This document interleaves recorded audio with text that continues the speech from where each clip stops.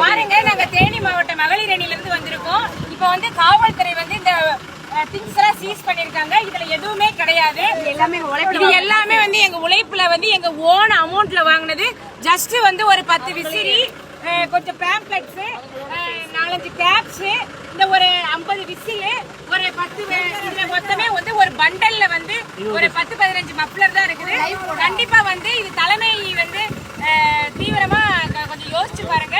இங்க வந்திருக்கோங்க, தமிழக அரசு தான் இதை பண்றாங்க. எங்களை வந்து ஒடுக்கணும்ன்றக்காக தமிழக அரசு போலீஸை வச்சு இந்த அரஜாவம் பண்றாங்க. இங்க வந்து எல்லாமே பெண்கள் தான் வந்து இந்த சுமோல வந்திருக்கோம். இப்ப கம்பம் பக்கம் வந்து பிரச்சாரத்துக்கு போயிட்டு வந்திருக்கோம்.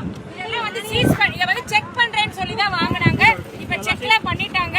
பட் திரும்ப வந்து குடுக்கறேன்னு சொன்னாங்க காவல்துறை. இப்ப திரும்ப குடுக்கல. இதெல்லாம் வந்து திரும்ப சீஸ் பண்ணி என்ன இருக்குன்னு தெரியல. பொதுமக்களே, பொதுஜனங்க நீங்க நல்லா பாத்துக்கங்க.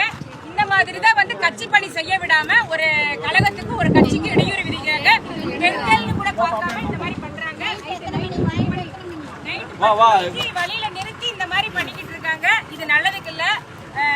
கண்டிப்பா வந்து தலைமை வந்து இத தீவிரமா கொஞ்சம் யோசிச்சு சொல்லணும்.